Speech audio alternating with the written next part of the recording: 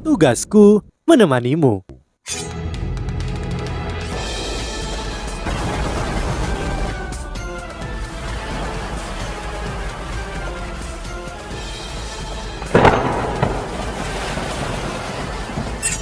Hai sahabat Pasuk, kembali lagi bersama alur cerita versi novel Solen 2 Sekte Tang yang tak tertandingi. Jangan lupa like, subscribe, dan nyalakan tanda lonceng. Mari kita lanjutkan. Proyeksi ilusi besar jam muncul di belakang Cao Jin Xuan. Jarum detik berhenti sejenak sebelum bergerak mundur 1 detik. Seluruh panggung tampaknya telah berhenti sejenak setelah jam muncul. Pada saat ini, 2 aliran darah mengalir keluar dari lubang hidung Cao Jin Xuan. Tubuhnya bergetar dan dia tampak sedikit pusing. Di udara, jarum armor surgawi yang hendak mencapai Wang Qi berhenti dan anehnya malah mundur setengah jarak yang sudah ditempuh. Celah lebih dari 10 meter telah dibuat antaranya dan Wang Qi. Semua orang terpana dengan pemandangan aneh ini. Bahkan Yu Hao membuka matanya lebar-lebar dan dia memfokuskan pandangannya. Wang Qi sudah mengharapkan ini dari awal.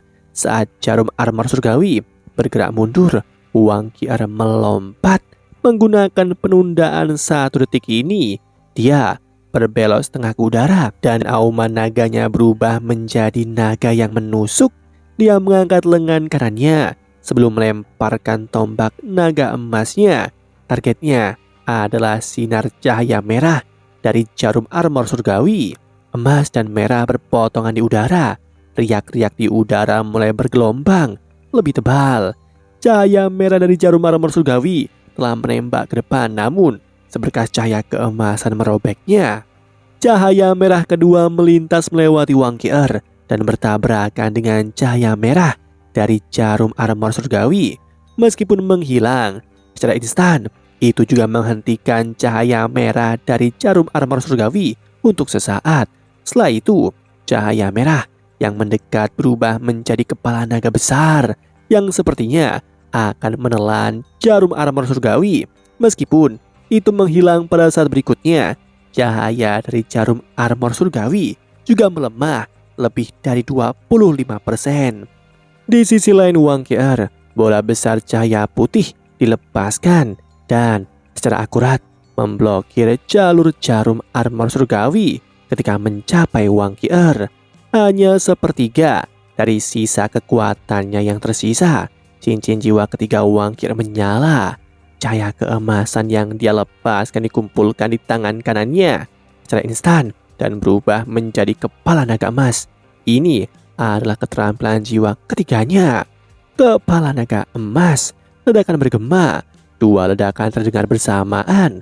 Salah satunya berasal dari tangan Wang Qi, sementara yang lain berasal dari perisai armor surgawi.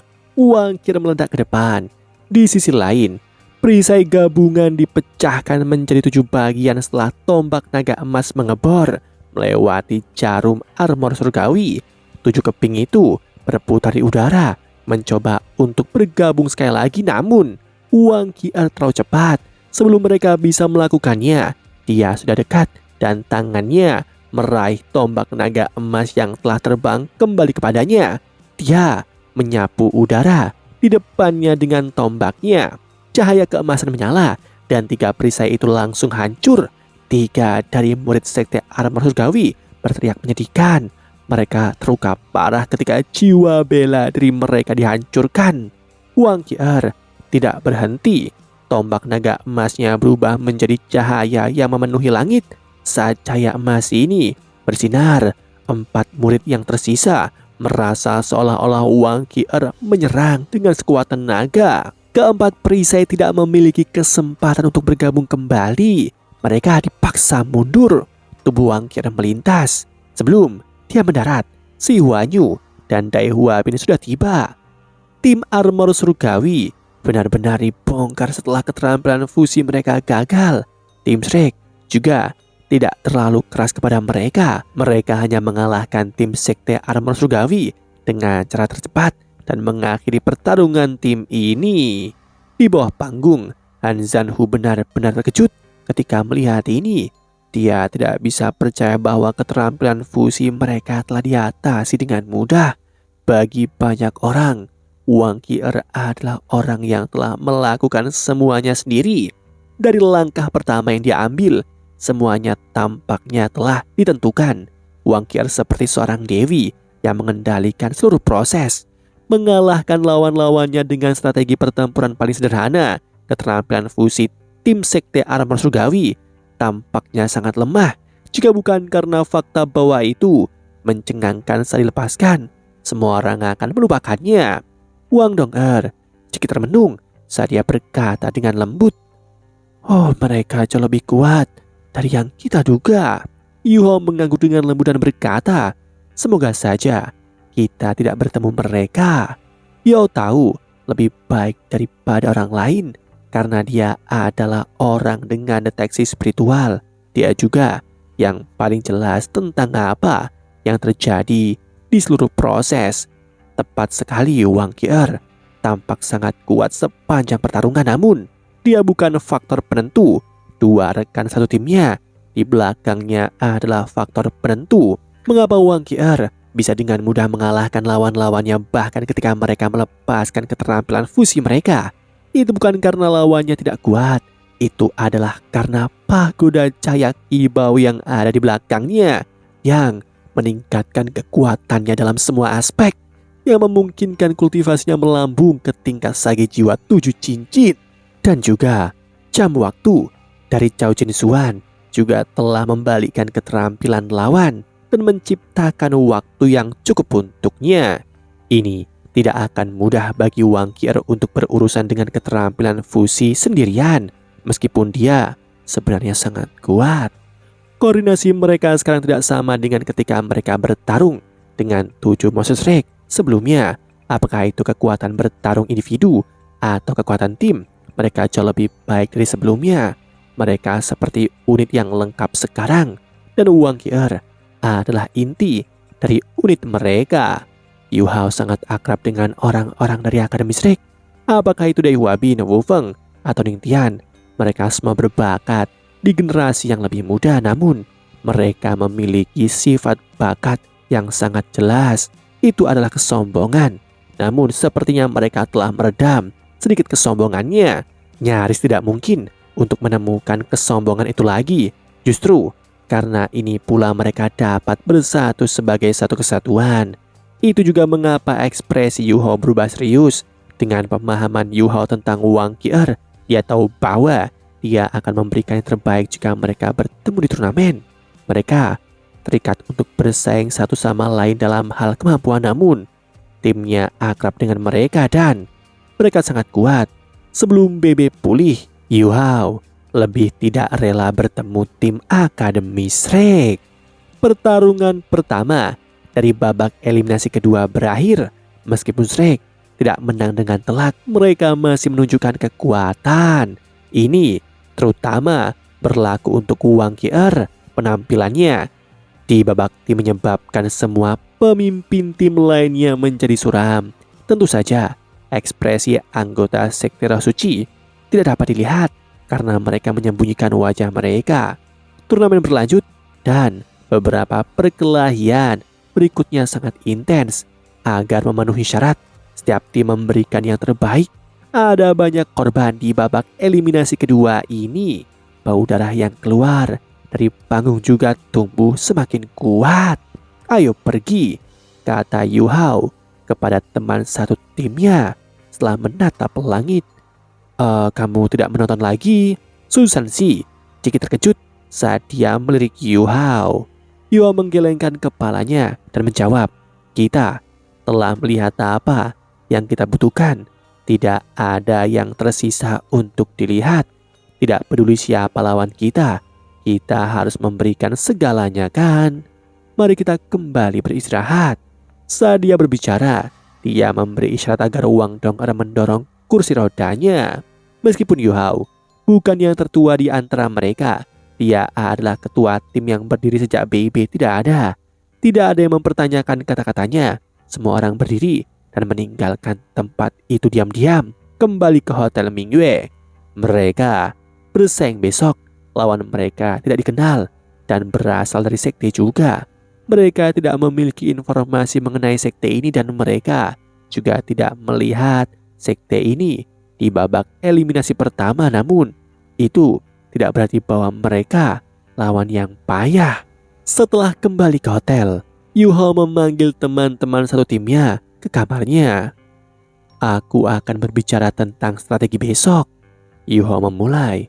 Susan tertawa. Apakah kamu berencana untuk berkompetisi terlebih dahulu dan melanjutkannya sampai akhir? Yuho menggelengkan kepalanya ketika dia tersenyum dan menjawab. Ini berbeda dari babak sebelumnya. Ada banyak tim yang bersaing saat itu dan kita memiliki waktu yang cukup untuk beristirahat. Dari babak ini dan seterusnya, waktu antara setiap putaran berturut-turut akan lebih pendek. Kita harus mencoba yang terbaik untuk menghemat kekuatan bertarung kita. Bagaimanapun, kita tidak memiliki banyak pengganti.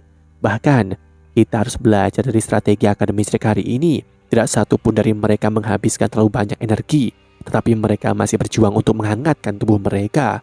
Mereka menjaga diri dalam kondisi fisik terbaik untuk putaran tim. Besok kita akan mengikuti strategi mereka. Senior ketiga, kamu akan bertarung besok pagi.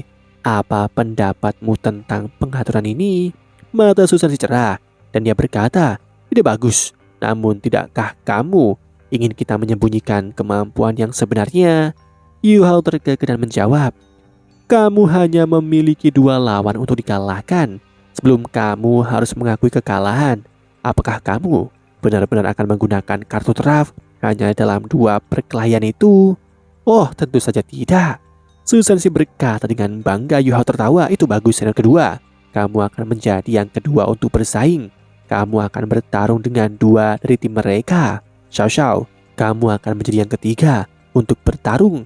Kamu hanya perlu melawan 1 orang. Senior keempat, kamu akan melawan 1 orang juga. Dong-er akan menjadi yang terakhir dan dia akan mengurus orang terakhir. Nana memandang Yuho dengan agak menyedihkan. Setelah mendengar bahwa dia tidak memiliki peran, dia menundukkan kepalanya.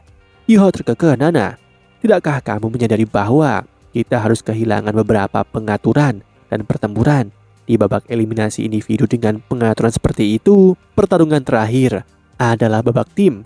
Kamu akan memiliki kesempatan di babak tim. Aku harus mengandalkan orang lain. Aku hanya akan menjadi pengendali utama tim. Nana mengangkat kepalanya lagi dan tanpa sadar berkata, Tuan, aku tidak keberatan dengan pengaturan Anda. Setelah mendengar kata Tuan, ekspresi semua orang berubah sedikit aneh. Yuhao juga merasa sangat tidak berdaya. Dia telah memperbaiki berulang kali dan berkali-kali dan berjuang untuk membuatnya memanggilnya dengan namanya. Namun, ada kalanya dia tidak sadar dan masih memanggilnya Tuan. Nana tidak menemukan kesalahan dengan ini karena dia sangat berterima kasih kepada Yuhao. Tidak hanya Yuhao menyelamatkan jiwa orang tuanya, tetapi dia juga memberinya kehidupan baru. Dia adalah dermawannya. Yuhao terbang dan berkata, baiklah, lanjutkan. Silahkan kembali untuk beristirahat. Nana, tetaplah tinggal. Susan berdiri dan menepuk pundak Yuhao. Dia menatapnya dengan aneh dan dengan lembut berkata, Yuhao, kamu harus mengendalikan diri karena kamu sudah dalam keadaan ini. Wang Dong-er dapat mendengarnya dengan jelas meskipun dia berusaha untuk berbicara dengan lembut. Selain tertawa pahit, apalagi yang bisa dilakukan oleh Yuhao? Semua orang pergi tetapi mereka memasang senyum aneh di wajah mereka. Hanya Wang Dong yang tidak tersenyum. Dia berjalan ke satu sisi dan menuangkan segelas air untuk Nana.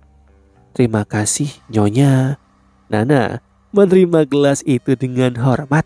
Wang Dong-er merasa sangat tidak berdaya dan juga berkata, Saudari Nana, tolong jangan panggil aku seperti itu. Aku tidak bisa menerimanya. Kita adalah senior dan junior dari sekte yang sama. Yuhao memang membantumu sebelumnya, tetapi semuanya sudah ada di masa lalu. Jangan bilang bahwa kamu tidak akan membantu kami saat kami dalam kesulitan. Jangan terlalu repot. Baik. Nana mengakui kata-katanya secara alami, tetapi jelas bahwa dia tidak menerimanya. Yuhao tahu bahwa tidak ada gunanya meyakinkannya. Dia tidak repot-repot melakukannya. Nana, bagaimana kemajuanmu dalam hal yang aku ingin kau selidiki? Nana berubah serius dan ekspresi ketakutan melintas di matanya. Dia mengangguk dengan lembut dan menjawab, "Ya, ada benar. Itu mereka. Aku yakin itu. Aku tidak akan melupakan aura mereka bahkan jika aku berubah menjadi abu. Itu mereka. Itu benar-benar mereka. Itu pasti mereka." Yuhao mengangguk dan berkata, "Benar, kamu telah memverifikasi dugaanku. Sekte Roh Suci adalah kultus Roh Suci. Jangan takut, semua orang akan melindungimu selama kamu tetap bersama kami. Bagaimana dengan yang lainnya? Bagaimana dengan kontaknya?" Nana berkata, "Aku pergi ke 3 pasar gelap dan hanya yang terbesar mengatakan bahwa ada barang yang tersedia. Namun, detailnya harus dibahas. Selain itu, harga yang diminta mereka sangat tinggi dan mereka sulit dihadapi." Yuhao tersenyum dan berkata, "Tidak apa-apa jika harganya tinggi. Selama barang tersedia, sebelum perang dimulai kita harus bersiap. Terus mempertahankan kontak dengan mereka dan tawar-menawar. Setelah itu, tentukan waktu untuk bertemu. Aku akan bertemu mereka.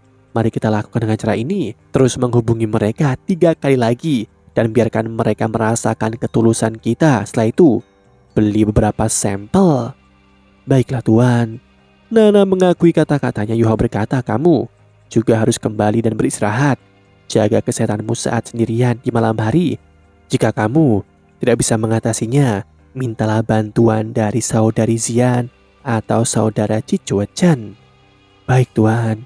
Nana menganggap dirinya sebagai pelayan Yuhao. Setelah mengakui kata-katanya, dia berbalik dan pergi.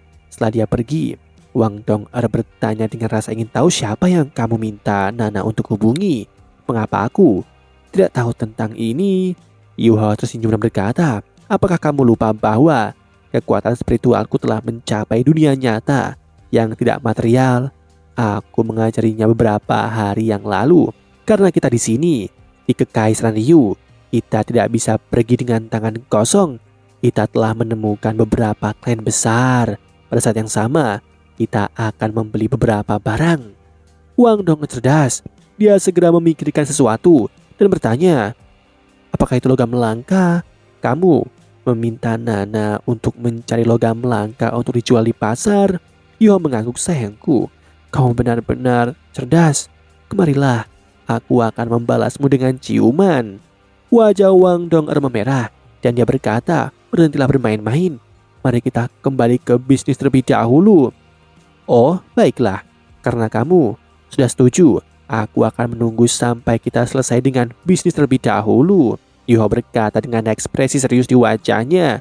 "Sejak kapan aku setuju?" Wang Dong'er bertanya dengan malu. Yuhao terkekeh dan berkata, "Kamu mengatakan bahwa kita harus kembali ke bisnis terlebih dahulu. Tentu itu berarti bahwa kita akan melakukannya setelah itu." "Kamu..." Wang Dong'er berseru. "Sudahlah, mari kita kembali ke bisnis dulu. Kamu benar, aku ingin membeli beberapa logam langka." Melihat wajah serius Yuhao, Wang Dong'er membentak dan menggigit Yuhao. "Bisakah kamu membeli logam langka di Kekaisaran Ryu? Itu sumber daya perang sekarang." Wang Dong'er bertanya dengan ragu. Setelah dia selesai menggigitnya, Yuhao tersenyum lembut dan bertanya, "Kenapa tidak? Selama kamu punya uang, tidak ada yang mustahil. Itu karena logam langka dianggap sumber daya perang yang sangat mahal, tetapi itu juga berarti bahwa menjualnya sangat menguntungkan. Beberapa orang akan tertarik dengan keuntungan seperti itu. Selain itu, mereka terikat untuk menjadi tokoh yang berwibawa. Kali ini, 2 klien kita telah menerima setoran yang sangat mahal. Koin jiwa emas hanyalah logam yang tidak berguna dan mahal. Yang kita butuhkan adalah logam langka yang dapat terus diubah menjadi kekayaan. Menyimpan logam lebih baik daripada menyimpan uang. Itu sebabnya aku berencana untuk membeli logam langka. Sebelum kita pergi, senator tertua membawa semua uangnya. Itu termasuk dana yang kita peroleh dengan penjualan panah Ilaizuge ke akademi. Seiring dengan pembayaran yang diberikan Putri Ciu Ciu dan Putri Wena kepada kita, Uang yang kita miliki cukup besar. Wang Dong agak khawatir. Namun aku khawatir akan sangat sulit untuk membeli logam langka di sini. Bagaimana jika kita tidak mendapatkan barang bahkan setelah membayar? Bahkan jika kita mendapatkan barang, bisakah kita kembali dengan aman? Yua menepuk tangannya dan berkata, akan selalu ada solusi, percayalah padaku. Baiklah, Yua berkata, kita selesai dengan bisnis. Jadi saatnya kita... Wang Dong secara alami berdiri dan berkata, aku akan mencuci pakaianku. Yu Hao tidak akan membiarkannya pergi begitu saja. Dia menarik tangan kanan Wang Dong. Setelah turnamen memasuki babak eliminasi kedua, itu menjadi lebih intens dan lebih intens. 84 tim yang tersisa habis-habisan melawan satu sama lain. Setelah hari pertama babak penyisihan individu, 21 tim sudah berhasil lolos ke babak berikutnya. Setelah kualifikasi yang sukses ini, mereka sudah memiliki satu kaki di babak round robin. Hari kedua babak eliminasi kedua. Pertarungan Sekte Tang diatur untuk sore hari. Mereka tidak pergi ke tempat turnamen di pagi hari, tetapi tetap di hotel untuk beristirahat. Cedera BB sepertinya kambuh dan menjadi lebih serius. Ini juga memberi bayangan pada pertandingan Sekte Tang. Setelah makan siang mereka beristirahat sebentar dan kemudian memulai perjalanan mereka ke lokasi karena semakin dekat dengan waktu pertarungan mereka. Yu Hao telah menetapkan strategi mereka kemarin dan dengan demikian dia tidak punya apa-apa untuk diberitahukan kepada mereka yang lain. Di area istirahat VIP, pertanyaannya tertuju pada tim lain yang berada di area bersama mereka. Dia terkejut menemukan bahwa dia tidak bisa memahami tim mana yang mewakili sekte tubuh. Tim yang dia pantau telah dieliminasi kemarin pagi. Dengan kemampuan sekte tubuh, itu tidak mungkin bagi mereka untuk membuat kesalahan yang tingkat rendah seperti ini. Jadi, dia harus mencari target baru untuk dipantau. Demikianlah kisah untuk kali ini. Sahabat Pasuk, jangan sedih, jangan bimbang, apalagi galau. Karena aku kan selalu menemanimu.